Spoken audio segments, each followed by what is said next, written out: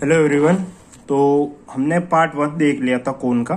आज हम कोन का पार्ट 2 देखेंगे और कोन के पार्ट 2 में आपको पता ही होगा कि हमने क्या क्या पढ़ा था। सॉरी, पार्ट 1 में क्या क्या पढ़ा था। तो एक बार मैं आपको प्रीव्यू वापस से बता देता हूँ।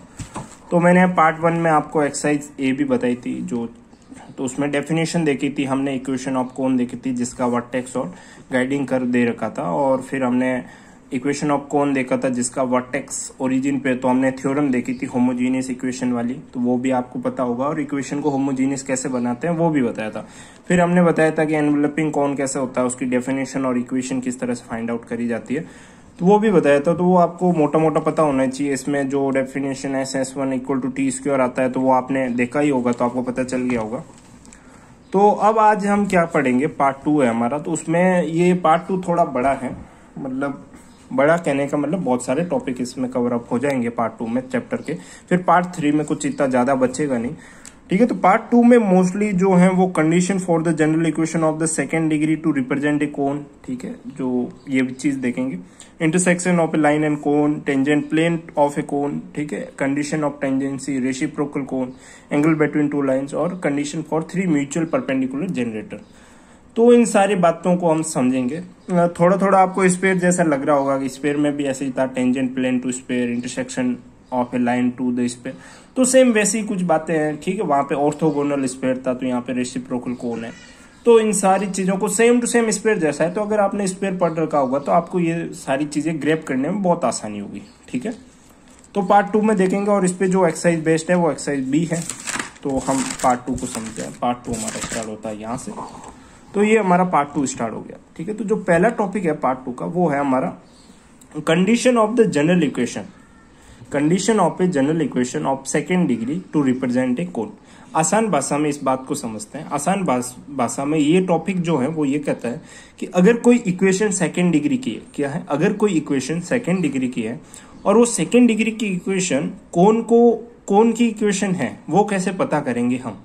अगर कोई इक्वेशन सेकेंड डिग्री की है और उस सेकेंड डिग्री की इक्वेशन को अगर हमें ये फाइंड आउट करना है कि वो कोन की इक्वेशन है कि नहीं है, तो हम वो कैसे पता करेंगे।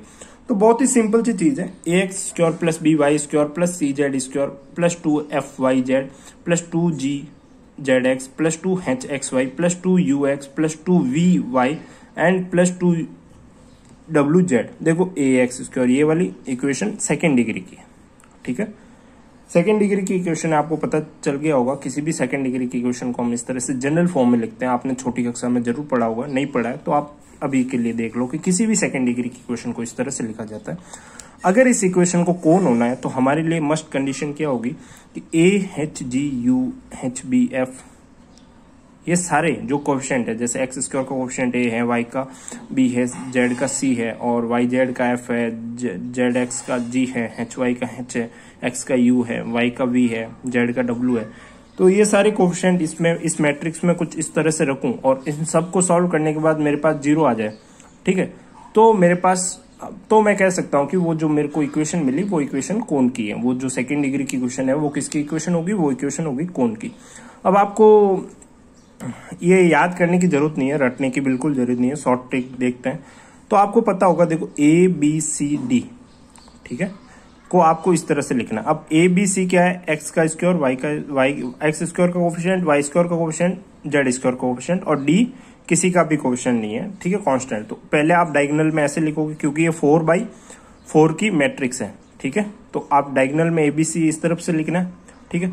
फिर उसके बाद क्या करना है, आप देखो यहाँ पे h पुट करा तो ये उल्टा स्टार्ट हो जाओ, आप उल्टा स्टार्ट हो जाओ, WW, ठीक है, VV FF GG HH इस तरह से पुट करो, ठीक है। और फिर U इस तरह से ऐसे पुट करोगे, बहुत ही सिंपल है। चलो ठीक है। तो या आप ऐसे भी देख सकते हो, बहुत ही UVWD को इस तरफ लिख दो, UVWD को इस लास्ट वाले कॉलम में और लास्ट वाले रो में लिख लिया। फिर आप ABC लिख लो, फिर FF GG HH, ठीक है, ओके। तो वो आप प्रैक्टिस करोगे तो अपने आप समझ आ जाएगा। अब यहाँ पे G क्या है, देखो Z और X का, H क्या है, X और Y का, और F क्या है, Y और Z का कोएफिशिएंट। चलो बहुत बढ़िया। अब हम देखते हैं intersection of a line and a cone. ठीक है, ये वाला टॉपिक देखते हैं। तो इस वाले टॉपिक में क्या है कि एक छोटी सी बात और बताना भूल गया मैं, ये कि इस पे पूरा वो बताया हुआ है कि ये कैसे आया, ये कंडीशन कैसे आई सेकंड डिग्री की, ये बुक के अंदर पूरा बताया हुआ है अपने को। मैं बता देता हूँ आपको, बुक के अंदर जो है वो हमें शो करा गया है। आपसे कोई भी चीज़ जो है वो नहीं छुपाई जाएगी, हर चीज़ आपको बताई जाती है यहाँ पे इस चैनल पे। ठीक है, तो यहाँ पे आप देखो कि ये वाला टॉपिक है हमारा, condition for the general equation of the second degree. तो यहाँ पे ये सब कुछ प्रूव करा है, ओरिजिन को शिफ्ट करके वगैरह का सब शिफ्ट करके सब इक्वेशन को सॉल्व करा। 4 इक्वेशन आई थी हमारे पास, ये और ये, और फिर ये कंडीशन आ गई थी हमारे पास, ये वाली कंडीशन आ गई थी फिर। ठीक है, तो यहाँ पे घबराने की बिल्कुल जरूरत नहीं है, आपको प्रूफ कोई नहीं पूछने वाला। अगर आपको पूछ ले कोई भी तो आप बुक से देख लेना, बहुत ही इजी सी बात है वहाँ पे। ठीक है, मैंने शॉर्ट में आपको बात समझा दी कि क्या बात थी। अगला टॉपिक हमारा है intersection of a line and a cone. जब एक लाइन कोन को इंटरसेक्ट करेगी तब क्या कंडीशन बनेगी। तो हमें पता है कि किसी भी लाइन की इक्वेशन हम इस फॉर्म में लिखते हैं और कोन की इक्वेशन ये है। होमोजीनियस इक्वेशन हमने मान ली कि कोन की इक्वेशन ये है। ठीक है, ये होमोजीनियस है, देख लो, हम कह सकते हैं इसके वर्टेक्स का होंगे 0 0 0 पे, कह सकते हैं ना ऐसा। तो यहां से मैंने क्या करा, इस सब को r के इक्वल माना। r के इक्वल मान के मैंने x के कोऑर्डिनेट r की टर्म में निकाले, y के कोऑर्डिनेट r की टर्म में निकाले, z के कोऑर्डिनेट r की टर्म में निकाले कि नहीं निकाले। निकालने के बाद मेरे पास एक इक्वेशन बनी, वो किसकी इक्वेशन बनी, क्वाड्रेटिक इक्वेशन बनी। ठीक है, अच्छा, ये कोऑर्डिनेट कैसे निकाले आपको पता चल रहा है क्या। मैं यहाँ पे तेज बोल गया कि L into R plus alpha, M into R plus beta, Z N into R plus gamma. ठीक है, तो इस तरह से कोऑर्डिनेट बनेंगे। तो आप कोऑर्डिनेट बनने के बाद जो आर स्क्वायर में आपकी एक क्वाड्रेटिक इक्वेशन बन जाएगी। बन गई क्वाड्रेटिक इक्वेशन। क्वाड्रेटिक इक्वेशन बनने के बाद आपको क्या करना है कि जो X Y Z 3 आपके पास कोऑर्डिनेट थे। ठीक है, अब यहाँ पे कुछ केस बनेंगे कि आर में क्वाड्रेटिक इक्वेशन बनी तो जो लाइन होगी, तो आर के क्या 2 रूट आएंगे, R1 और R2। ठीक है, अब वो R1 और R2 डिफरेंट हो सकते हैं। R1 और R2 दोनों कॉम्प्लेक्स भी हो सकते हैं और R1 और R2 दोनों इक्वल भी हो सकते हैं। तो हम यहाँ पे बात कर रहे हैं। ठीक है, तो हो सकते हैं, तो ऐसे 3 रूट आएंगे, समझ रहे हो। ठीक है, ये बात आपको क्लियर होगी इंटरसेक्शन ऑफ लाइन वाली। अच्छा, अगला देखते हैं कि अब टेंजेंट लाइन कब होगी। जब हमने पिछली वाली इक्वेशन देखी, जब R1 और R2 बराबर होंगे तब टेंजेंट लाइन होगी। ओके, वो अगले टॉपिक में हम समझ लेंगे टेंजेंट लाइन के बारे में। तो ये बात आपको समझ आ रही होगी कि जब R1 और R2 इक्वल होंगे तब टेंजेंट लाइन बनेगी। और तब टेंजेंट लाइन बनने का मतलब क्या, B square equal to 4AC। Shridharacharya से हमें पता है क्या होता है, -B/2A plus minus B square minus 4AC। और दोनों रूट को इक्वल होने के लिए इस अंदर वाले को 0 होना पड़ता है। ठीक है, तो B square equal to 4AC। चलो, वो पिछले वाला टॉपिक हमारा खत्म हुआ। ठीक है, उसमें क्या था, लाइन होती है, इक्वेशन होती है कौन की, लाइन की इक्वेशन से कोऑर्डिनेट निकालते हैं R की टर्म में क्वाड्रेटिक बनती है। और फिर आप उस तरह से R1 और R2 बता के पता कर सकते हो कि लाइन इंटरसेक्ट कर रही है, नहीं कर रही, या टच कर रही है, या किस तरह से बिहेवियर है लाइन का। तो ऐसा कोई क्वेश्चन आए तो आप कर सकते हो। अगला जो टॉपिक है वो है हमारा tangent plane of a cone. ठीक है, टेंजेंट प्लेन ऑफ ए कोन। तो जैसे स्पेयर में हमने पढ़ा था कि टेंजेंट प्लेन स्पेयर के, तो उसमें हमने क्या देखा था, मैंने बताया था कि जब बहुत सारी लाइनें टेंजेंट जब जाती है स्पेयर से, ठीक है, बहुत सारी लाइनें जब टेंजेंट स्पेयर से जाती है, ठीक है, तो वो सारी लाइनें मिलके क्या करती है, जब स्पेयर के पॉइंट से जाती है, टच करती हुई जाती है, तो उन सारी लाइनों को मिला दे तो एक प्लेन हमारे पास मिलता है। ठीक है, तो हम उसको क्या बोलते हैं, स्पेयर का टेंजेंट प्लेन बोलते हैं। एज इट इज यहाँ पे भी कोन पे कोई टेंजेंट लाइन बनेगी और उस टेंजेंट लाइनों को, बहुत ज्यादा जो टेंजेंट लाइन है वो बहुत सारी टेंजेंट लाइनों को अगर मैं मिला लूं, ठीक है, सबको ऐड कर लूं तो मेरे पास एक प्लेन बनेगा। और वो प्लेन जो वो बनेगा वो क्या प्लेन होगा, वो टेंजेंट प्लेन होगा कोन का। ठीक है, तो किसी भी टेंजेंट प्लेन की इक्वेशन इस फॉर्म से निकाली जाती है, r vector minus a vector dot n vector. n vector जो होता है वो प्लेन के परपेंडिकुलर वेक्टर होता है। ओके, तो कुछ इस तरह से टेंजेंट प्लेन की इक्वेशन निकाली जाती है। तो इसका भी आप डेरिवेशन आप देख सकते हो कहीं से भी कि किस तरह से इक्वेशन निकाली जाती है। बहुत लेंदी हो जाती है वो चीज, इसलिए मैंने यहाँ पे नहीं लिखी। मैं यहाँ पे आपको equation of tangent plane direct बता रहा हूँ और आपको बताऊंगा कि किस तरह से कोई भी कोन की इक्वेशन दी हुई होती है और टेंजेंट प्लेन की इक्वेशन किस तरह से फाइंड आउट करी होती है। ठीक है, तो किसी भी टेंजेंट प्लेन की इक्वेशन इस फॉर्म में होती है। ठीक है, इस फॉर्म में होती है, आप आराम से देखो।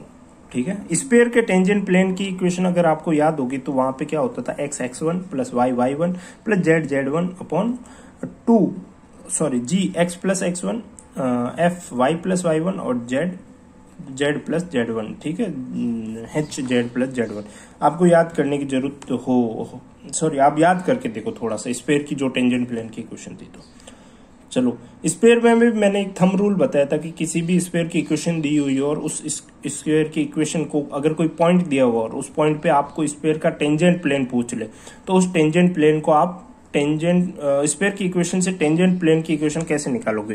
तो थोड़ा सा आप देखोगे तो आपको पता चलेगा कि स्फीयर की इक्वेशन कुछ इस तरह से होती है। ठीक है, 2ax प्लस इस तरह से कोई भी इक्वेशन है, मान लो छोटी सी इक्वेशन लेते हैं ऐसे। तो उस समय मैंने बताया था कि जो स्क्वायर वाला पार्ट है उसको आप x1 में लिख दो और x1 की जगह वो लिखोगे जो पॉइंट दे रखा है। ठीक है, और अगर 2x लिखा हुआ है तो आप x प्लस x1 लिख दो। ठीक है, x1 जहां पे आपको टेंजेंट प्लेन पूछा है वो होते हैं x1 y1 z1। ऐसा कैसा सीन y1 के साथ होगा और ऐसा कैसा सीन z1 के साथ, जेड स्क्वायर के साथ भी होगा। ठीक है, अब कोन की इक्वेशन दी हुई और उसका टेंजेंट प्लेन कैसे निकालेंगे, तो आप इसको आप बहुत ही अच्छे से समझना कि जैसे अल्फा बीटा और गामा एक्स वाई और जेड दे रखे हैं। ठीक है, तो आपको क्या करना है कि जो आपका एक्स स्क्वायर होगा ना, ठीक है, एक्स स्क्वायर को तो क्या करोगे, जैसे पॉइंट दे रखा है आपको अल्फा बीटा गामा, यहाँ पे कोन का टेंजेंट प्लेन निकालना है। तो अगर कोन की इक्वेशन में एक्स स्क्वायर है तो आप उसको लिखोगे अल्फा एक्स, मतलब इन दोनों को मल्टीप्लाई। ठीक है, इन दोनों को मल्टीप्लाई। अगर वाई स्क्वायर दे रखा है तो इन दोनों को मल्टीप्लाई, और जेड स्क्वायर दे रखा है तो इन दोनों को मल्टीप्लाई। अगर 2yz दे रखा है, ठीक है, तो आप उसको कैसे करोगे, क्या दे रखा है y और z, तो आप क्रॉस मल्टीप्लाई कर लो, इसको इससे और इसको इसके, और दोनों को ऐड कर लो। देखो beta Z plus gamma Y. ठीक है, जेड एक्स दे रखा है, ठीक है, जेड और एक्स, तो जेड अल्फा प्लस एक्स और x plus gamma, x into gamma. ठीक है, ये देखो एक्स वाई दे रखा है, ये रहा एक्स और वाई। ठीक है, तो वाई अल्फा और एक्स बीटा, ये चीज करनी है आपको। ठीक है, तो 2y की जगह आप कैसे कन्वर्ट करोगे, तो आपको पॉइंट लिख लेना है जो पॉइंट दे रखा है और x y z लिख लेना है आपको इस तरह से। ओके, तो इस तरह से आपको करना है कन्वर्ट। अभी आपको देखो, आपको क्वेश्चन करवाते हैं, अभी आपको समझ आ जाएगा। तो ये देखो, ये है ax square plus by square plus cz square plus 2fyz plus 2gxz plus 2hxy equal to 0। ये कोई प्लेन ये कोई कोन दे रखा है। ठीक है, और हमें पूछा है कि अल्फा बीटा गामा पे हमें क्या करो, इक्वेशन ऑफ प्लेन निकालो। ठीक है, इस प्लेन की। तो हम क्या करेंगे, देखो एक्स स्क्वायर की जगह मैंने यहाँ पे क्या बताया था कि जब भी आपके पास एक्स पॉइंट क्या दे रखा है, आप सबसे पहले इस क्वेश्चन को हम करते हैं, अल्फा बीटा गामा दे रखा है, तो आप इस तरह से लिख दो एक्स वाई जेड, जो पॉइंट दे रखा है उसको और उसको। अब हमारी इक्वेशन में एक्स स्क्वायर है, तो मैंने एक्स स्क्वायर बताया था, तो इसका और इसका मल्टीप्लाई कर लो, अल्फा एक्स। ए तो हमें दे ही रखा है इक्वेशन में, तो एक्स स्क्वायर की जगह आ जाएगा अल्फा एक्स। वाई स्क्वायर की जगह क्या करोगे, बीटा वाई। जेड स्क्वायर की जगह क्या करोगे, गामा जेड। ठीक है, same to same F 2yz की जगह, देखो 2yz था, अब y और z आया, ये y और z रहा। ठीक है, तो आप क्रॉस उल्टा ऐसे डायगोनल में मल्टीप्लाई कर दो, bz और, ठीक है, दोनों को ऐड कर लो, इसको बीटा जेड और प्लस गामा वाई। ठीक है, ऐसे कैसे, जी gamma x plus Z alpha, H देखो 2xy की जगह।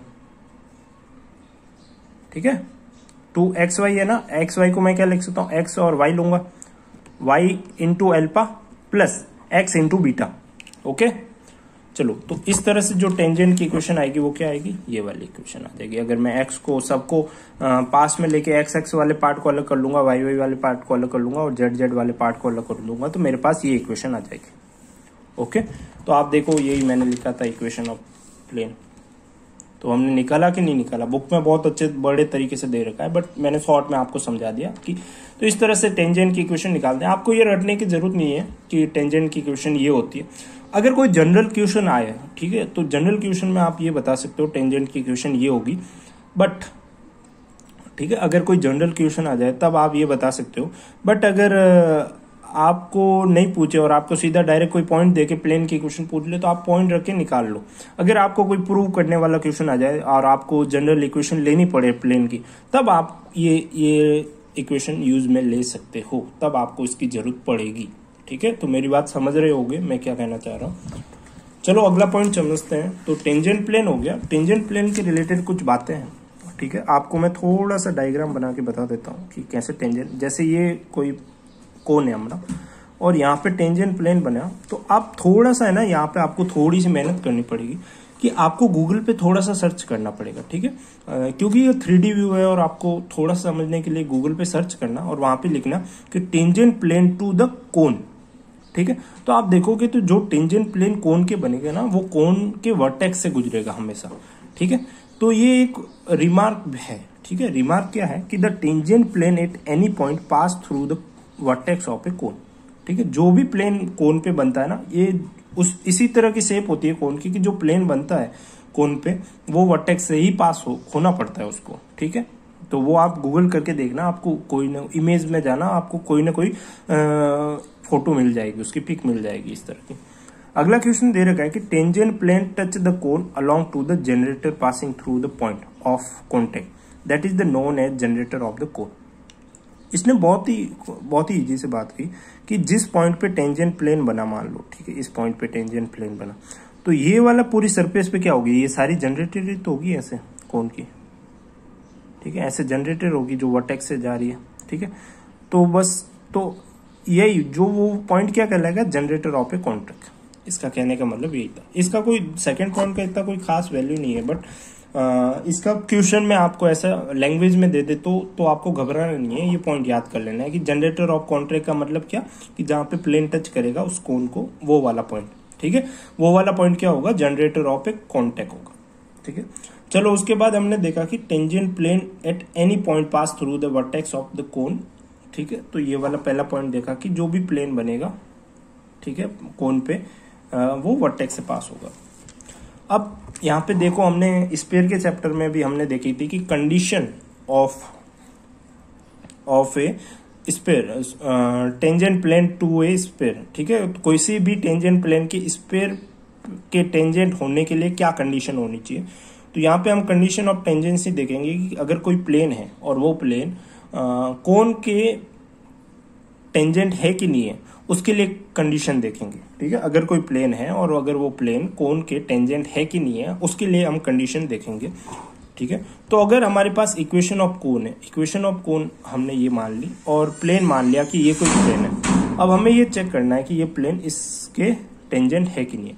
तो मेरे को एक देखो, स्फीयर में भी एक ऐसा क्वेश्चन करवाया था एक्सरसाइज 3 में, ऐसा आपको याद होगा।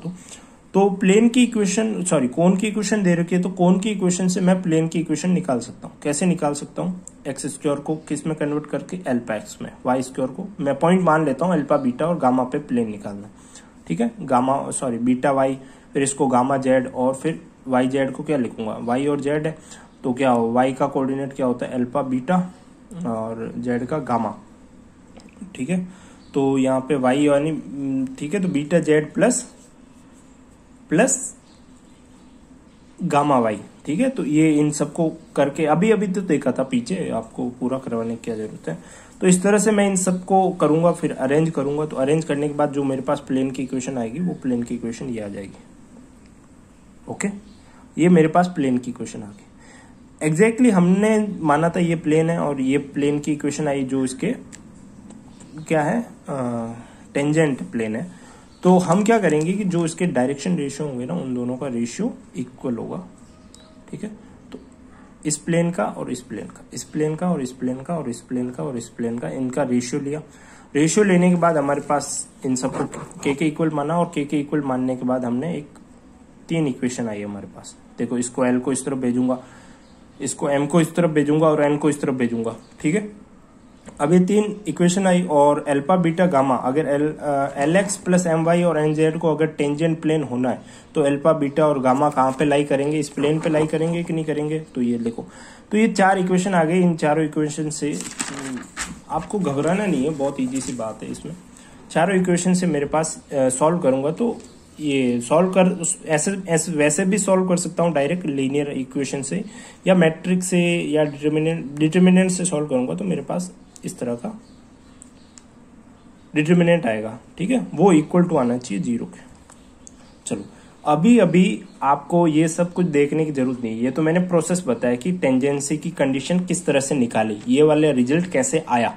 ठीक है, बट हमने क्या करा, हमने ये करा कि अगर कोई प्लेन टेंजेंट होगा किसी भी कोण के तो वो इस डिटर्मिनेंट को सेटिस्फाई करेगा। अब यहां पे आप देखो, प्लेन हमने लिया था ना, वो प्लेन था हमारा ax² plus by² plus zc² plus 2h plus 2g plus 2f। ठीक है, f के साथ लिखा था yz साइड और xz और यहाँ पे xy। ठीक है, ये वाली चीज थी ये। और प्लेन हमने लिया था x plus my plus nz equal to 0। ठीक है, तो अगर ये दे रखी है कोण की इक्वेशन और ये दे रखा है प्लेन, ये इक्वेशन है कोण की और ये इक्वेशन है प्लेन की। ठीक है, तो मेरे को क्वेश्चन में प्लेन की कुछ इक्वेशन दे दी, कोण की कुछ इक्वेशन दे दी, तो मैं क्या करूंगा कि कोण की जो इक्वेशन दे रखी है मैं उस कोण की इक्वेशन को इससे कंपेयर करूंगा, और इससे कंपेयर करके मैं क्या निकालूंगा, ए बी, यहाँ पे जेड स्क्वायर था, C Z, C H G F, ये सब निकाल लूंगा। ठीक है, और जो प्लेन की इक्वेशन दे रखी है उसको इस इक्वेशन से कंपेयर करके मैं एल एम और एन निकाल लूंगा। ठीक है, अब निकालने के बाद क्या करूंगा, देखो ए बी सी को इस तरफ, एल एम एन को, ये एल है भाई, यहां पे रखूंगा एल एम एन को। ठीक है, देख लो आप, सेम टू सेम वैसे के वैसे एल एम एन को ऐसे नीचे, इसको इस साइड में एक बार लिख लिया, फिर देखो ए बी सी इस रो में आ गए, एफ एफ जी जी, हाँ जी जी और एच एच, जी थोड़ा इधर लिख लो अच्छा दिखेगा, जी जी और एच एच। ओके, तो इस तरह से आप 1-2 बार प्रैक्टिस करोगे तो आपको ये चीज समझ आ जाएगी। तो ये इस कंडीशन में रखूंगा और मैं फुलफिल करूंगा तो सबको सॉल्व करूंगा, तो सॉल्व करने के बाद मेरे पास 0 आ गया, तो मेरे पास क्या हो गया, वो प्लेन की इक्वेशन हो गई। ठीक है, वो टेंजेंट प्लेन हो गया मेरा, जो भी दिया हुआ प्लेन है। ठीक है, अब आपको डाउट आ रहा होगा कि इस डिटर्मिनेंट को सॉल्व कैसे करेंगे, 4 का है, इतना आता भी नहीं है, तो वो अभी मैं बता दूंगा क्वेश्चन के थ्रू। ठीक है, तो ये किसकी कंडीशन है, ये टेंजेंसी की कंडीशन है। एक कंडीशन हमने पहले भी पढ़ी थी, वो क्या पढ़ी थी कि अगर कोई क्वाड्रेटिक इक्वेशन है और उस क्वाड्रेटिक इक्वेशन को कोण की इक्वेशन होने के लिए क्या कंडीशन होनी चाहिए, तो आपको क्वाड्रेटिक इक्वेशन दी हुई होगी, तो क्वाड्रेटिक इक्वेशन से आप सब, वो आपको मैंने बताया, तो आप थोड़ा सा वीडियो रिवाइंड करके देख सकते हो उसके लिए और उसके, वो दोनों चेंजेस हैं। इसमें प्लेन और कोण दे रखा है, उसमें एक क्वाड्रेटिक इक्वेशन दे रखी थी, उस इक्वेशन को हम 0 के इक्वल ला रहे थे। ठीक है, जो ए बी सी थे उसमें सब एच एफ जो भी थे वो सब क्वाड्रेटिक इक्वेशन में थे, और यहाँ पे एल एम एन तो प्लेन के होंगे और a b c g f h cone की इक्वेशन के होंगे। ओके, तो ये वाली बात आपको समझ आ गई। अब आपको थोड़ा सा आगे, थोड़ा सा ये चीज ऐसी लगेगी, मैंने लिखा है या। ठीक है, आप या तो इस कंडीशन को फुलफिल करो टेंजेंट प्लेन के लिए, या आप इस कंडीशन को फुलफिल करो, a l square plus b m square plus C N square plus 2 f n L plus 2 g n L plus 2 h m L.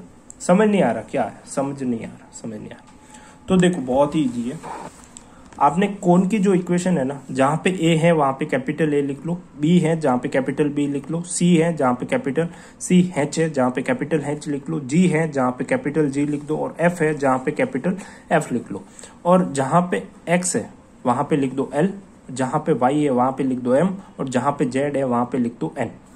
तो अब देखो मैंने यही लिखा, स्मॉल ए था, ए एक्स स्क्वायर था यहाँ पे, ठीक है, ए एक्स स्क्वायर था, तो ए की जगह मैंने कैपिटल ए और एक्स की जगह एल स्क्वायर। एल स्क्वायर क्या था, प्लेन में एक्स का कोफिशिएंट। ठीक है, यू भी, अगर एक्स का कोफिशिएंट यू होता तो मैं यू डालता यहाँ पे, बी का एम स्क्वायर, सी का एन स्क्वायर। ठीक है, तो ये मैंने लिखा, तो ये मेरे पास इक्वेशन आ गई, इक्वल टू 0 करा इसको। ओके, अब यहाँ पे आप देखोगे कि LMN तो ठीक है, यहाँ पे कोई भी क्वेश्चन देगा तो LMN की वैल्यू दे देगा, ठीक है। बट ABC कैसे निकालेंगे? तो देखो आपको A कैसे निकालना है, आपको ये डिटरमाइन करना है। आप देखो ये जो फोर्थ वाली थी ना, उसमें इनको हटा दो और फिर जो पीछे जो डिटरमाइन बचती है ना उसको देखो। तो पीछे क्या बचती है, ये बचती है, ठीक है। तो इसमें आप A के रिस्पेक्ट में जब लोगे तो A के रिस्पेक्ट में क्या आएगा, BC माइनस एफ स्क्वायर, ठीक है। तो वो हमारा है A। अब B क्या होगा, कैपिटल B। तो B के रिस्पेक्ट में लूंगा तो मैं इस रो को और इस कॉलम को अवॉइड करूंगा, तो क्या आएगा, AC माइनस जी स्क्वायर। तो AC माइनस जी स्क्वायर, ठीक है, ये आ गया। फिर C के रिस्पेक्ट में कैपिटल C आएगा, तो C के रिस्पेक्ट में क्या करूंगा, इस रो और इस कॉलम को, तो AB माइनस एच स्क्वायर, ये आ गया। तो इस तरह से मैं कैपिटल ABC निकालूंगा। ऐसे कैसे कैपिटल F, ऐसे कैसे कैपिटल H और ऐसे कैसे कैपिटल G। कैपिटल H को अगर मैं ये सेकेंड कॉलम और फर्स्ट रो को ब्लॉक कर लूंगा तो ये तो हो गया ब्लॉक। आपको आता होगा 12th में, इतना तो पढ़ा होगा यार आपने। तो HC माइनस GF, तो इसको H के क्या करूंगा, HC माइनस GF, देखो यही आएगा HC माइनस GF, ठीक है। अब देखो यहाँ पे साइन भी लगाना, ये सेकंड पे है तो यहाँ पे हम साइन लगाते हैं ना, तो माइनस, तो ये आ जाएगा GF माइनस HC, ठीक है। तो ऐसे कैसे मैं इन चारों के लिए करूंगा तो मेरे पास क्या आ जाएंगे, ABC आ जाएंगे, ठीक है। फिर मैं ABC को इस इक्वेशन में रख लेता हूँ और LMN को भी इस इक्वेशन में रख दूंगा। इस इक्वेशन को सॉल्व करूंगा तो मेरे पास 0 आ गया। तो मैं कहूंगा कि प्लेन जो था हमारा वो प्लेन टेंजेंट प्लेन है कोन के, ठीक है, इस तरह से। तो ये वाली बात आपको समझ आ गई होगी, ठीक है। तो आपको ये ध्यान रखना है, ये वाली इक्वेशन, सारी बात मैंने समझा दिया। तो अभी हमने क्या देखा कि कोई भी प्लेन जो होगा वो टेंजेंट प्लेन कब होगा, उसके लिए क्या कंडीशन थी, वो उस कंडीशन को समझा। तो दोनों तरह से डिटरमाइंड से भी सॉल्व कर सकते हैं और जो इक्वेशन बना के उससे भी सॉल्व कर सकते हैं। इक्वेशन में आपको ABC पता होना चाहिए, ओके। चलो ये वाला टॉपिक खत्म हुआ। अब हम देखते हैं रेसिप्रोकल कोन। तो the locus of the line through the vertex normal to the tangent plane of a given cone is called reciprocal cone. देखो कुछ नहीं है, आप रेसिप्रोकल का मतलब क्या है, अगर 8 लिखा है तो मैं इसको 1/8 लिख सकता हूँ, ये मतलब होता है रेसिप्रोकल का। अगर n लिखा है तो मैं इसको 1/l लिख सकता हूँ, उल्टा करके, ठीक है। तो सेम टू सेम है, आप अगर कोई कोन ऐसा है आपके पास, ठीक है, और यहाँ पे क्या है कि अगर कोन ऐसा है और आप यहाँ पे क्या है कि what the locus of the lines through vertex normal to the tangent plane of a given cone, ठीक है। कोई गिवन कोन है, उसका कोई टेंजेंट प्लेन है, ठीक है, और उस टेंजेंट प्लेन के, ठीक है, नॉर्मल जो कहाँ से पास हो रहा है, वर्टेक्स से, ठीक है। तो जो लोकस बनेगा, ठीक है, उन सब वर्टेक्स से जो नॉर्मल पास हो रहा है और उन सब लाइनों से जो वर्टेक्स बन के एक लोकस बनेगा, वो वाला कोन जो हमारा क्या होगा, रेसिप्रोकल कोन होगा। आपको ये बात समझ नहीं आ रही होगी, लेकिन आप थोड़ा सा ऐसे सोचो कि रेसिप्रोकल का मतलब क्या, कुछ इस तरह का। अगर ये वाला पहला कोन है तो ये दूसरा इसका रेसिप्रोकल कोन होगा, ठीक है। अब गूगल पे अच्छे से इमेजेस सर्च करके देखना, आपको रेसिप्रोकल कोन की इमेजेस मिल जाएगी, ठीक है। आपको 3D में पूरी फील आ जाएगी कि रेसिप्रोकल कोन क्या होता है, ठीक है। और ये डेफिनेशन भी अच्छे से आप 2 बार पढ़ो तो आपको फील आ जाएगा कि रेसिप्रोकल कोन होता क्या। तो इसकी जो रेसिप्रोकल कोन की इक्वेशन होती है वो इक्वेशन ये होती है। अभी हमने टेंजेंसी की कंडीशन देखी थी किसी भी कोन की, कि किसी भी प्लेन को टेंजेंट होने के लिए हमने कंडीशन देखी थी। तो ये वाली इक्वेशन होती है कोन, रेसिप्रोकल कोन की। अगर कोई कोन दे रखा है, ये ax square plus by square plus cz square plus 2fyz plus 2gzx plus 2hxy equal to 0। अगर ये कोन दे रखा है तो आपसे पूछे कि इस कोन का रेसिप्रोकल कोन कैसे निकालोगे, तो आप क्या करोगे, इस कोन का a की जगह कैपिटल A कर लो, ठीक है, इस b की जगह कैपिटल B कर दो, c की जगह कैपिटल C, z की जगह f की जगह कैपिटल F कर दो, ये कैपिटल F होगा यहाँ पे, g की जगह कैपिटल G कर दो और h की जगह कैपिटल H कर दो। और आप a b c g f h कैसे निकालोगे, आप 3/3 की एक डिटरमाइंट बनाओ, a b c, ठीक है, a b c, यहाँ पे लिखना है आपको f, यहाँ पे भी f, सॉरी अच्छे से बनाते हैं एक बार वापस, a b c, यहाँ पे डालो f, यहाँ पे डालो f, यहाँ पे डालो H, यहाँ पे H और यहाँ पे G, F थोड़ा नीचे लो। तीन के डिटरमिनेंट बन गई। आप फिर A के रिस्पेक्ट में किसके आ जाएंगे, A का, A की वैल्यू आ जाएगी, कैपिटल A की वैल्यू।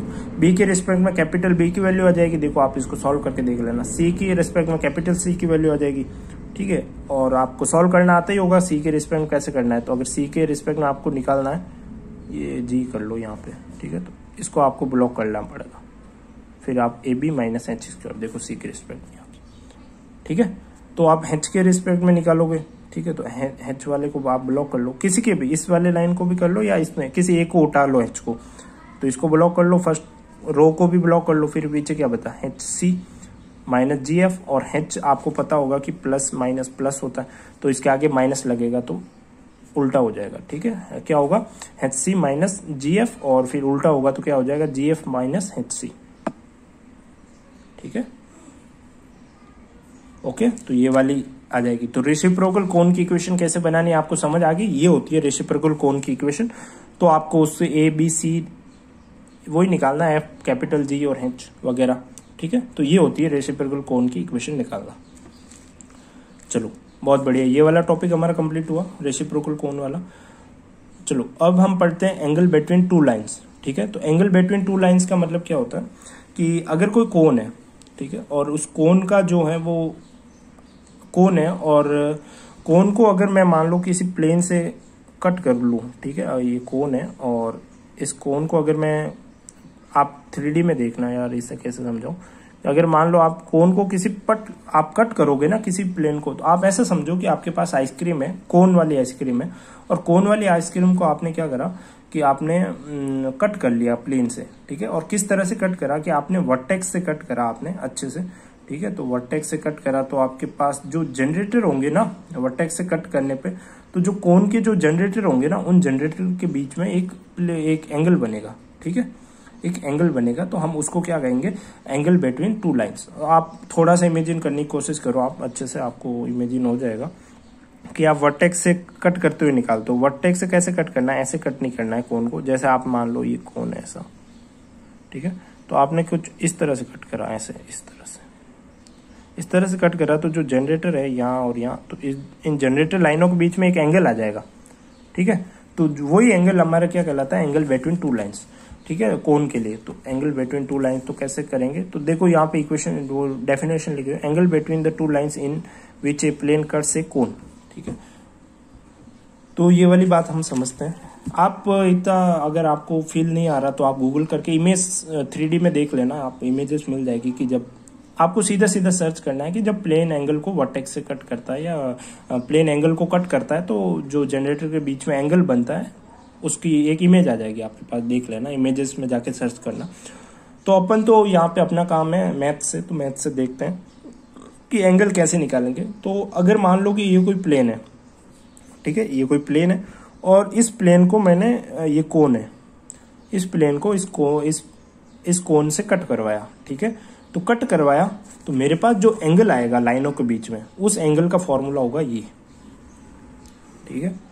बस याद करने वाली बात है, इसमें भी बहुत लफड़े थे, मतलब बहुत ही सब कुछ था। आप बुक के आगे देखोगे तो आपको मिल जाएगा, बट मैंने डायरेक्ट फॉर्मूला बता दिया आपको। तो जब आप कट करोगे तो आपके पास जो एंगल आएगा जनरेटर के बीच में, ठीक है, वो जनरेटर के बीच में जैसे आपने कट करा और आपके पास जो जनरेटर थी, तो उनके बीच में जो थीटा एंगल आया, वो थीटा एंगल आया, वो आपका उसका फॉर्मूला होगा ये। क्या फॉर्मूला है, 2p√u² v² w²। इस तरह से रटना नहीं है u² v², और इस तरह से याद मत करना। यहाँ पे ऐसा याद करना कि जो प्लेन से कट करा ना, उसके x के कोऑर्डिनेट, y के कोऑर्डिनेट और z के कोऑर्डिनेट का होल स्क्वायर, ठीक है, square plus square plus square, और फिर अंडररूट, ये था नीचे। और नीचे अपॉन में क्या था, a plus B plus C. a plus B plus C क्या है, ये, ठीक है। फिर वापस मल्टीप्लाई में u² v², ये वाला, फिर माइनस सी u v w। ये सी u v w का मतलब क्या है कि जैसे ये कोन की जो इक्वेशन है ना, उसको मैंने लिखा c, और जो x y z लिखे हुए ना, यहाँ पे मैं पुट कर लूंगा x की जगह u, y की जगह v और z की जगह w। तो इन सबको पुट करने के बाद मेरे पास क्या आएगा, जो आएगा वो आएगा c u v w। इसको पुट करने पे क्या आएगा, u² plus b v² plus c W square इस तरह से, ठीक है, 2f एफ वाई और वी डब्ल्यू। तो इस तरह से पुट करने के बाद आपके पास जो इक्वेशन आ जाएगी वो अभी हम क्वेश्चन करेंगे तो आपको और क्लियर हो जाएगा। तो बस यही करना है, माइनस करना है। तो देखो आपके पास सब दे रखा है, बस यहाँ पे आपको ये पता नहीं चल रहा है कि पी क्या है।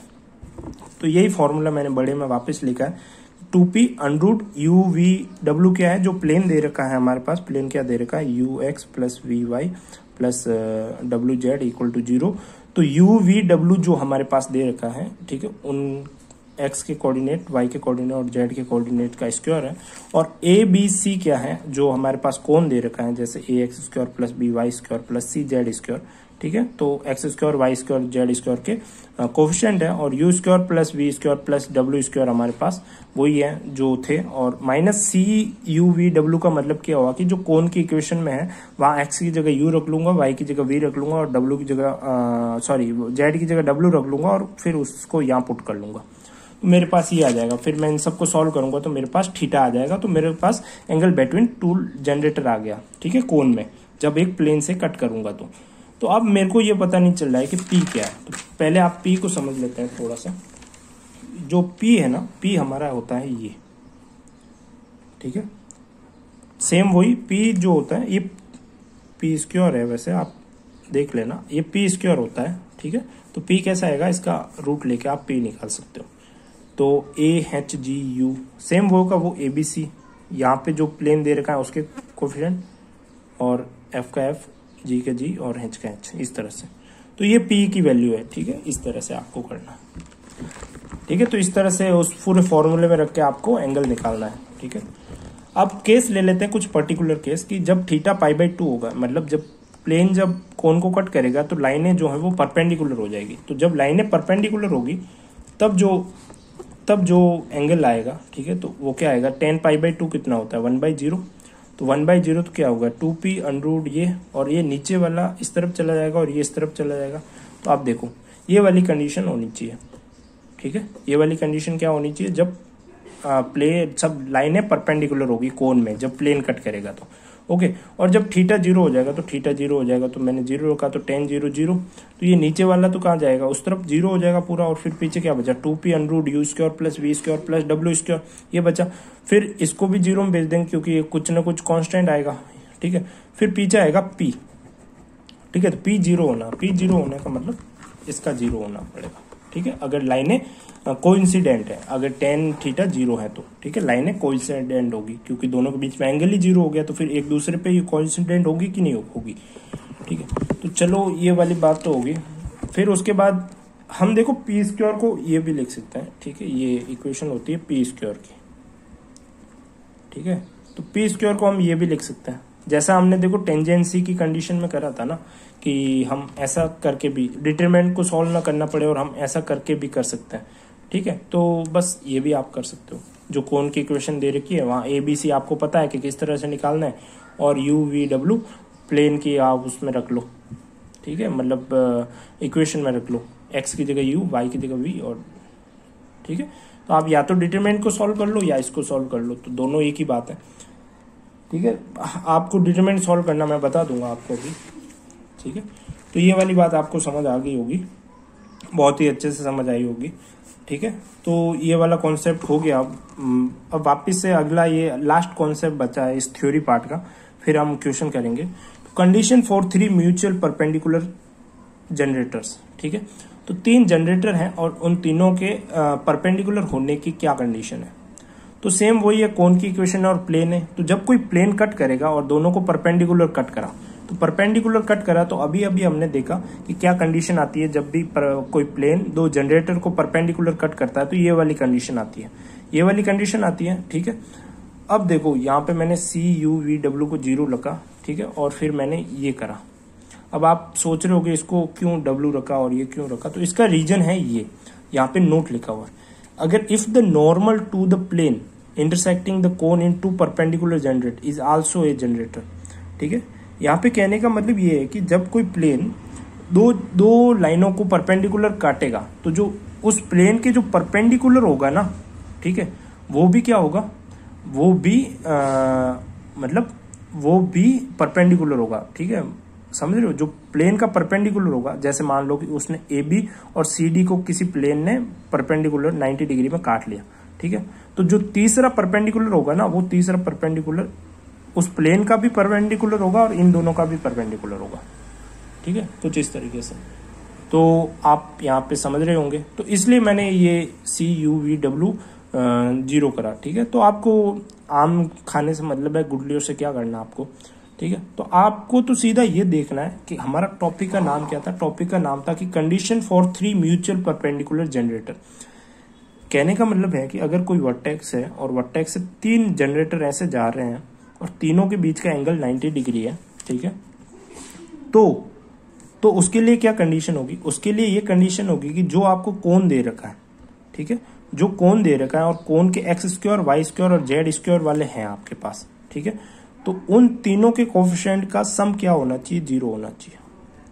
सम क्या होना चाहिए, 0 होना चाहिए, ठीक है। तो ये कंडीशन है, आपको जब क्वेश्चन करेंगे तो और क्लियर हो जाएगा कि तीनों का सम क्या होना चाहिए, 0 होना चाहिए। Okay, a plus B plus C का सम क्या होना चाहिए, 0 होना चाहिए। बात समझ आ गई आपको, ठीक है। अगर ये बात अगर मैं रेसिप्रोकल कोण के लिए बोलूं तो रेसिप्रोकल कोण के लिए क्या इक्वेशन होती है कि रेसिप्रोकल कोण के लिए ये वाली इक्वेशन होती है, ठीक है। अगर रेसिप्रोकल कोण की इक्वेशन ये होती है तो उसके लिए क्या होंगे, capital A plus capital B plus capital C का सम 0 होना चाहिए, ठीक है। तो तब जो है वो मैं कह सकता हूं कि वो जो है तीनों लाइनें जो होगी वो परपेंडिकुलर, जो जनरेटर होंगे वो तीनों ही परपेंडिकुलर है। तो अब मेरे को पता है कि A क्या होता है, B क्या होता है और C क्या होता है। इन तीनों को सॉल्व करने के बाद मेरे पास ये आ जाएगा, देखो ये वाली कंडीशन। तो कई बार आपको क्वेश्चन में इस कंडीशन को भी फुलफिल करना पड़ेगा अगर किसी भी तीन जनरेटर को म्यूचुअली परपेंडिकुलर बताना है तो, ठीक है। तो ये हमारी थ्योरी खत्म हो गई। थ्योरी खत्म हुई तो मैं आपको एक बार वापस से सब कुछ रिवाइज करवा देता हूँ, क्योंकि इसमें बहुत ज़्यादा थ्योरी थी। तो सबसे पहला जो टॉपिक पढ़ा था, हमने पढ़ा था कि अगर सेकेंड डिग्री की इक्वेशन है, ठीक है, सेकेंड डिग्री की इक्वेशन है तो उस इक्वेशन को क्वाड्रेटिक इक्वेशन है, सॉरी, ठीक है। सेकेंड डिग्री कहने का मतलब भी क्वाड्रेटिक हो गया। तो क्वाड्रेटिक इक्वेशन है तो उस इक्वेशन को कोण की इक्वेशन बताने के लिए हमने एक कंडीशन पढ़ी थी, और वो कंडीशन क्या थी कि जो A B C D, ठीक है, आराम से लिखते हैं यार ऐसा थोड़ा, अच्छा, A ये, B ये, C ये, D ये, ठीक है। यहां से आप लिख सकते थे F, ठीक है, H G, यहाँ पे G होता है। एक मिनट यार उल्टा सही नहीं लिखा जा रहा, ठीक है। तो आप देख लेना यार क्या है, मैं वापस से लिख देता हूँ। यहाँ पे H था, यहाँ पे वापस से देखते हैं क्या था यार,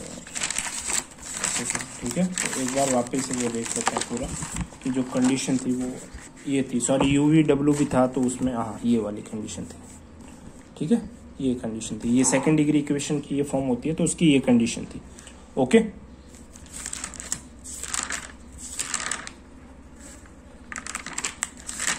कहाँ था भाई ये कंडीशन, ठीक है। फिर हमने दूसरा टॉपिक कौन सा पढ़ा, फिर हमने दूसरा टॉपिक पढ़ा कि दूसरा क्या था हमारा, दूसरा था कि इंटरसेक्ट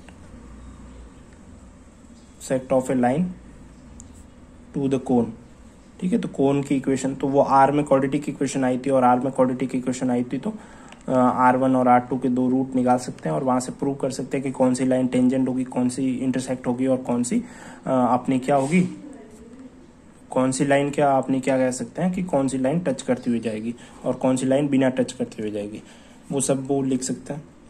फिर हमने आगे पढ़ा था टेंजेंट प्लेन की। तो टेंजेंट प्लेन की इक्वेशन निकालने के लिए मैंने थंब रूल बताया था कि, तो थंब रूल के लिए मैंने क्या बताया था, अल्फा बीटा गामा को आप ऐसे लिख दो एक्स वाई और जेड की फॉर्म में, ठीक है। तो ये थंब रूल मैंने बताया था आपको, और आपको एक्स स्क्वायर को इस तरह से, वाई स्क्वायर को इस तरह, जेड स्क्वायर को इस तरह से, और फिर 2xyz और 2yz और इस तरह से आ रहा है तो फिर क्रॉस ऐसे उल्टा क्रॉस करके ऐड करके लिख दो।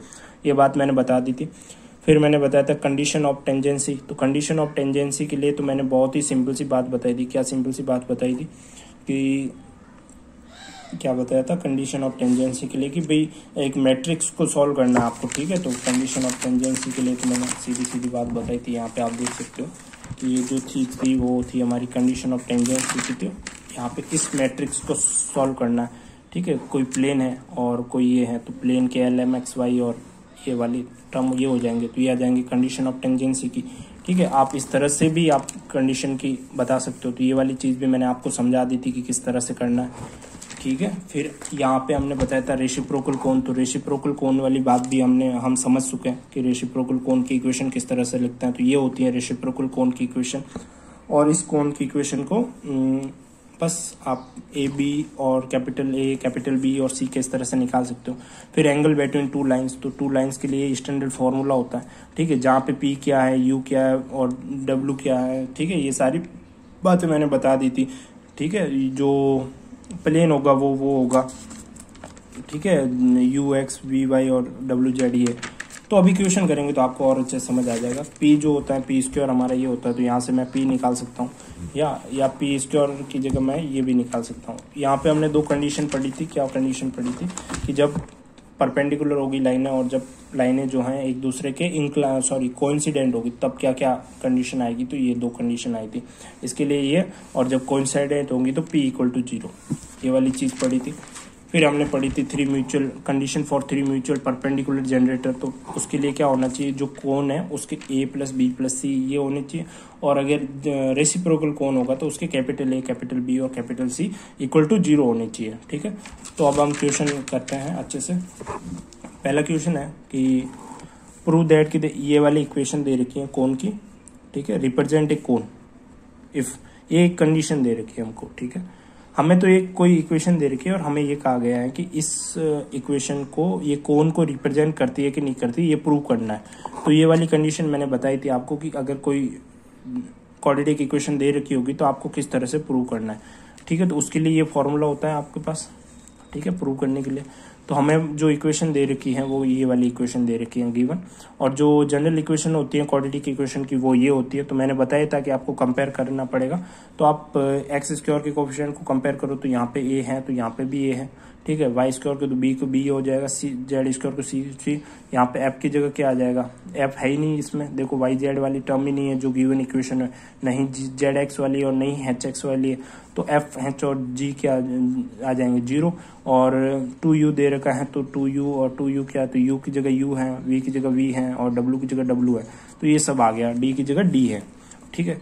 तो इन सब को मैं पुट कहाँ करूँगा, पुट इस वाले में पुट करूँगा जो मेरे को ये सब कुछ है, h की जगह h, f की जगह f, a की जगह a, g की जगह g।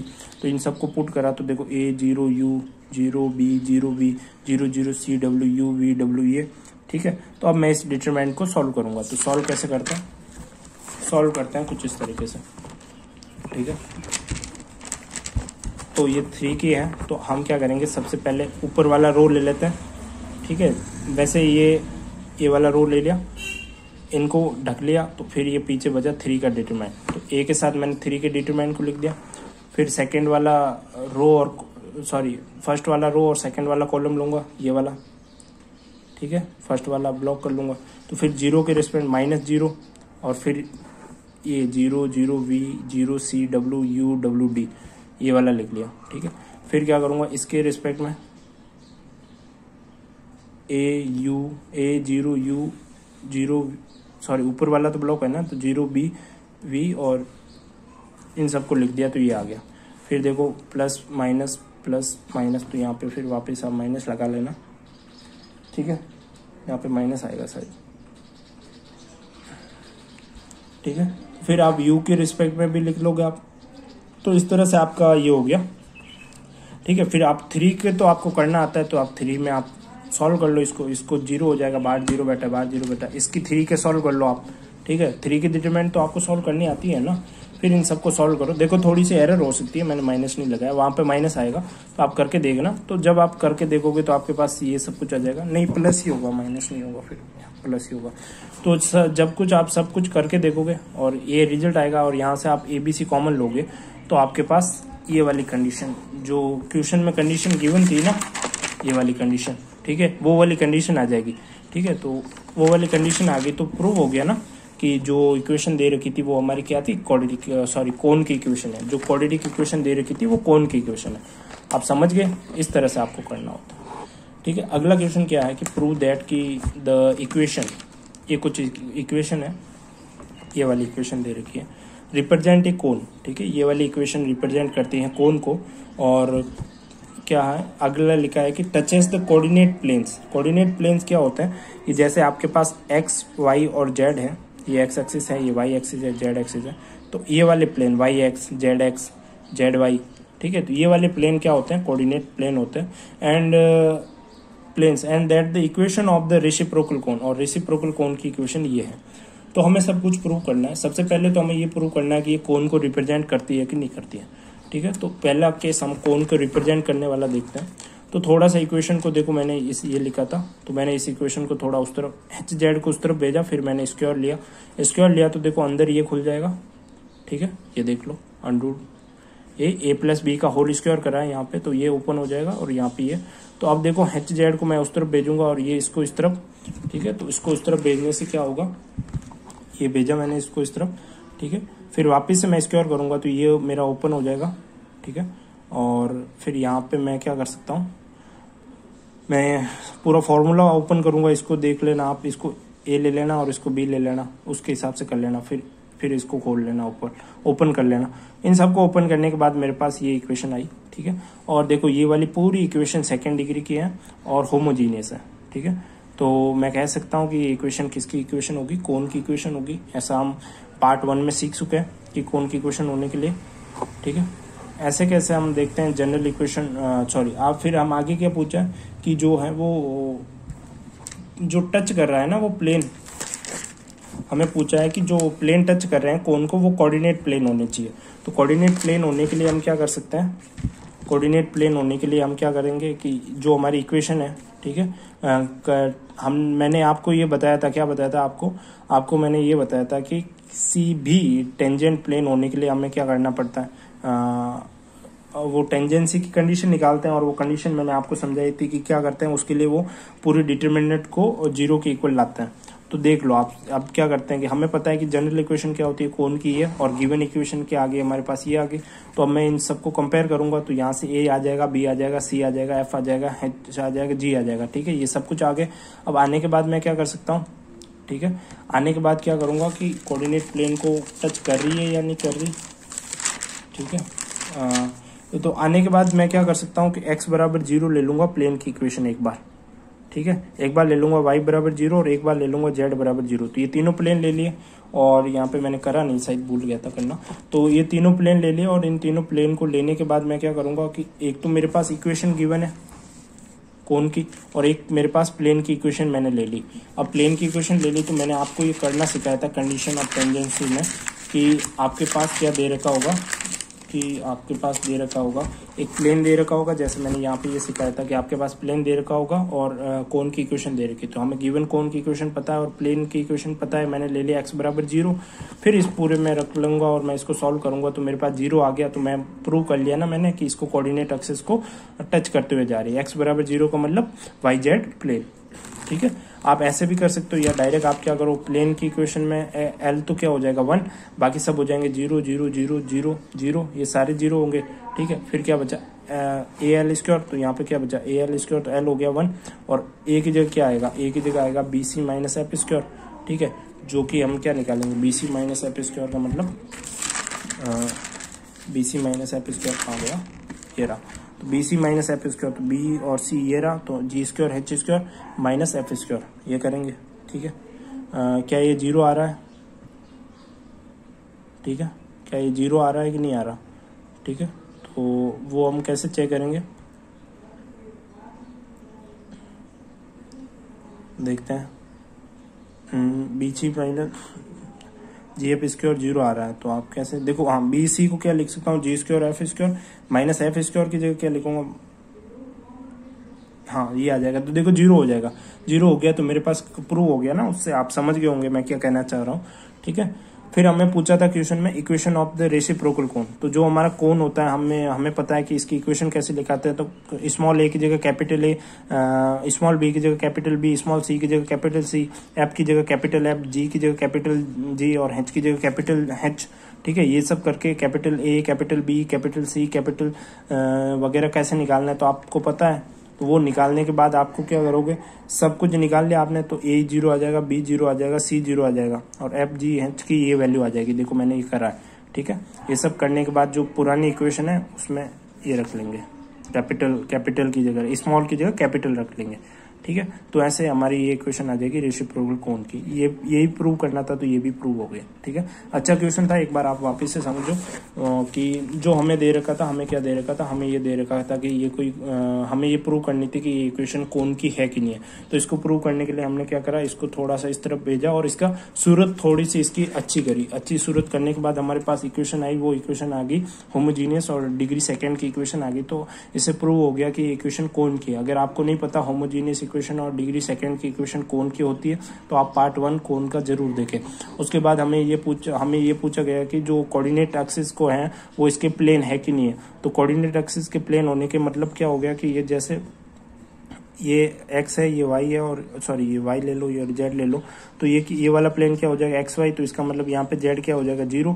तो हमें तो एक कोन की इक्वेशन मिल गई और एक प्लेन की इक्वेशन मिल गई, ठीक है। फिर हम क्या करेंगे, इसको उससे जो हमने कंडीशन पीछे पड़ी थी हम उसमें रख के इसको सॉल्व करेंगे तो हमारे पास क्या आ जाएगा, हमारे पास पता चल जाएगा कि z बराबर 0 जो है वो इसका कोऑर्डिनेट प्लेन है। तो हम देखो कैसे, मैंने वहां पे ये बताया था कि आप लिख लो L square plus M Y square plus B Y sorry यार M square plus C N square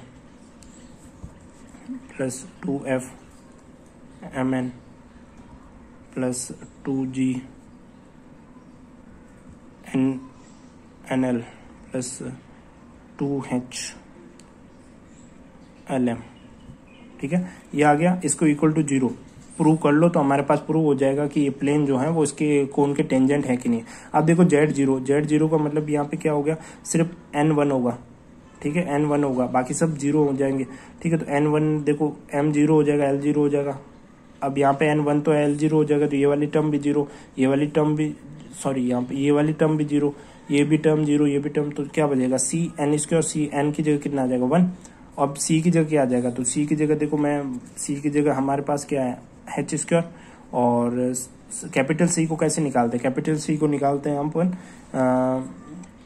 कैसे निकालते हैं, देखो जैसे कैपिटल C होता है तो इसको आप लिख दो ए बी सी। तो कैपिटल C के लिए क्या होता है कि आप कैपिटल C को आप ध्यान से देखो तो आप पीछे देख लो।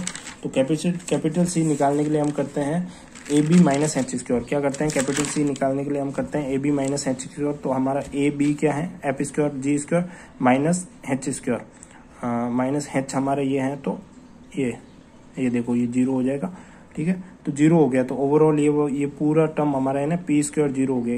ये पूरी टर्म क्या कहलाती है, पी स्क्वायर 0, तो पी भी 0। तो ये प्रूव हो गया कि z बराबर 0 है, नहीं yz जो प्लेन है वो इसका टेंजेंट प्लेन है। ऐसे कैसे मैं x0 के लिए भी कर लूंगा और z0 के लिए भी कर लूंगा। ऐसे कैसे मेरे को रेसिप्रोकल कोन की इक्वेशन निकालनी है तो रेसिप्रोकल कोन के लिए a b c f निकाल लूंगा, ये सब कुछ, ठीक है। आपको कैपिटल A कैपिटल B और ये निकालने में तकलीफ आए तो आप कुछ नहीं, सीधा सा आप ये वाला डिटर्मिनेंट लिखो और फिर स्मॉल a के लिए रिस्पेक्ट में निकाल दो तो कैपिटल A आ जाएगा, स्मॉल b के रिस्पेक्ट में निकाल लो तो ये आ जाएगा, ठीक है। यहाँ पे f है, g है, h है। 2-3 बार क्वेश्चन प्रैक्टिस करोगे तो आपको ये चीजें याद भी हो जाएगी, ठीक है। चलो अगला क्वेश्चन देखते हैं। अगला क्वेश्चन है अपना क्वेश्चन नंबर 3। क्वेश्चन नंबर 3 कहता है कि प्रूव दैट कि the plane ax plus B y plus C z equal to 0 cut the cone in the perpendicular line, ठीक है। तो ये वाला वो आ गया कि प्लेन दे रखा है और हमें ये दे रखा है कि कोन दे रखा है। ये है कोन की इक्वेशन और ये है प्लेन की इक्वेशन।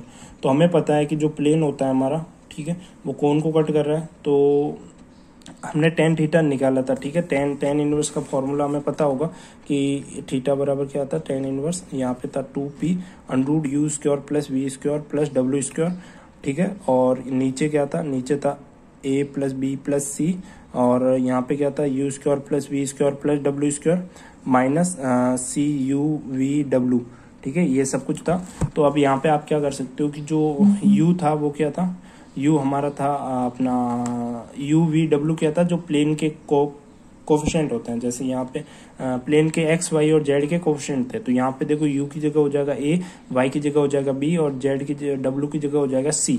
तो इन सबको मैं यहाँ पुट कर लूंगा, ये ठीक है। पी मेरे को पता है वो डिटरमाइंड वाले फॉर्म होती है। और फिर यहाँ पे जो है वो मैं ए बी सी क्या था मेरा, वहाँ पे ए बी सी था, वहाँ पे जो प्लेन के जो होते हैं, ठीक है, x square Y square Z square उसके कोएफिशिएंट। तो इस इक्वेशन में x square Y square Z square है नहीं, तो यहाँ पे ए बी सी क्या हो जाएंगे, जीरो, ये पूरी टर्म जीरो, और यहाँ पे क्या आ जाएगा, ये पूरी टर्म जीरो होगी, ठीक है, minus C you V W.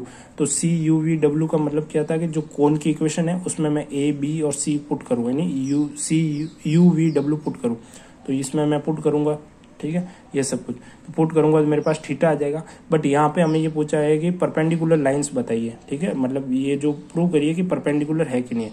इसका मतलब थीटा जो होगा वो π/2 और π/2 होगा, तो यहाँ पे देखो आप tan π/2 कितना होता है 1/0 और 1/0, तो ये ऊपर वाली टर्म तो जीरो हो जाएगी और नीचे ये आ जाएगी।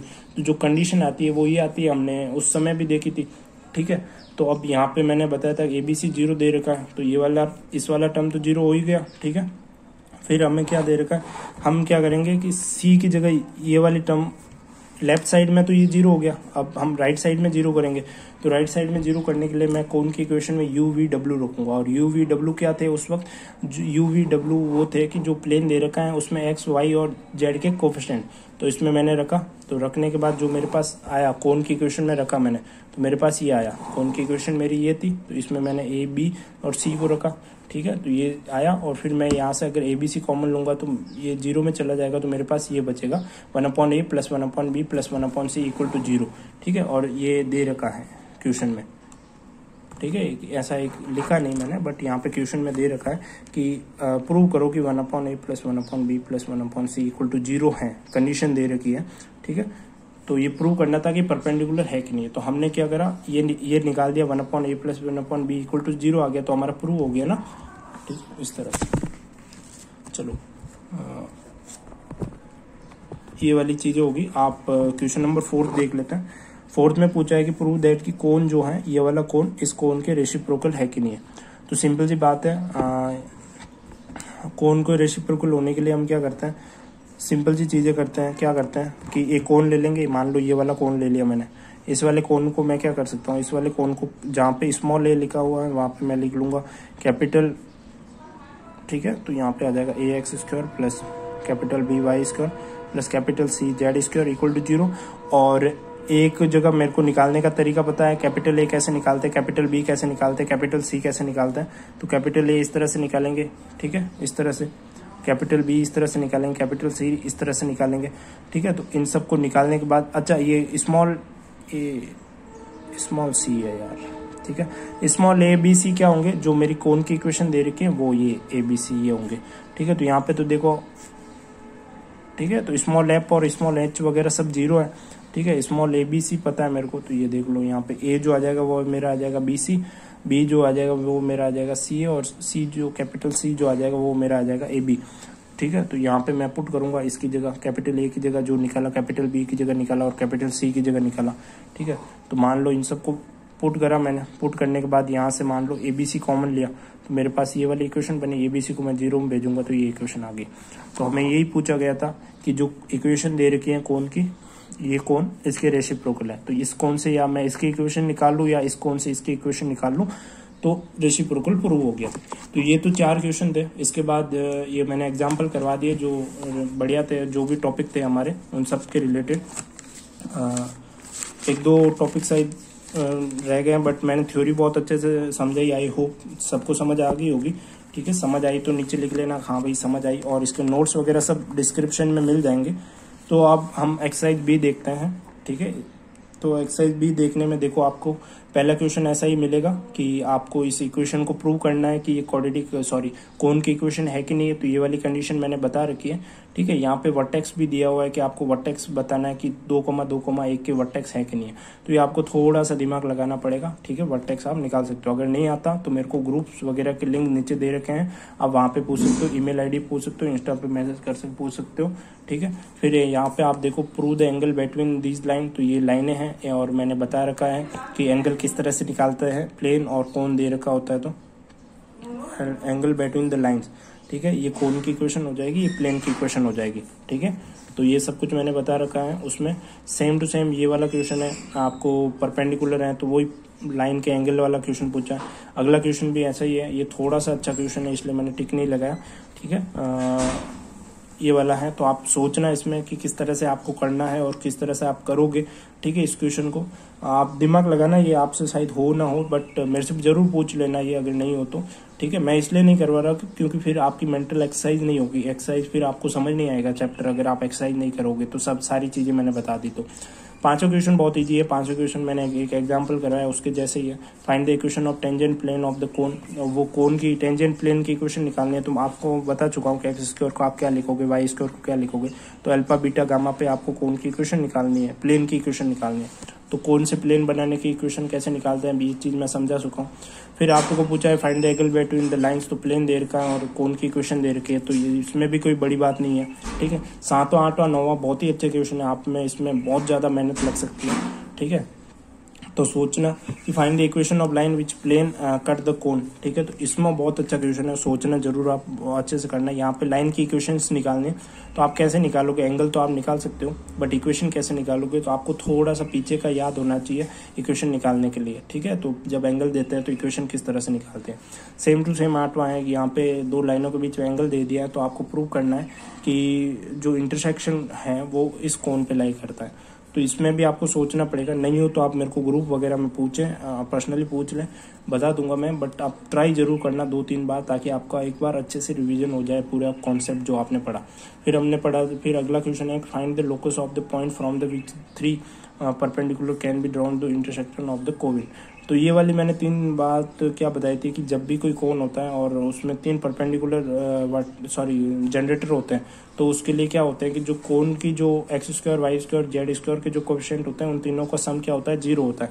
बट यहाँ पे क्या पूछा है कि लोकस पूछा है, किस पॉइंट का लोकस पूछा है जहाँ से जनरेटर डाले गए, ठीक है। तो आप कैसे करोगे आई डोंट नो, बट आपको करना जरूर है ये वाला क्वेश्चन। ये वाला भी थोड़ा सा टफ है, ठीक है। तो आप क्या करना कि अल्फा बीटा गामा ले लेना और उनको लेने के बाद फिर एक्स वाई और जेड में कन्वर्ट कर लेना, ठीक है। अच्छे से सोच के कंडीशन फुलफिल कर लेना एक बार कोन की इक्वेशन ले लेके, ठीक है। तो आपको सब हो जाएगा, आप थोड़ा सा आगे पीछे सोचोगे तो दिमाग में आ जाएगा।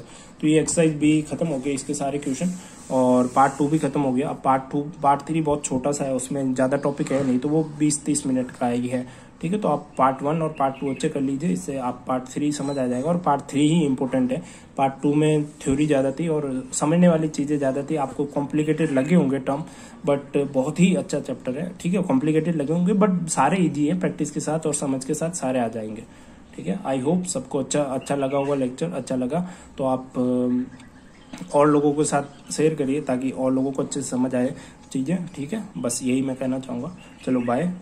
और कुछ डाउट वगैरह हो तो आप जरूर पूछें, ठीक है।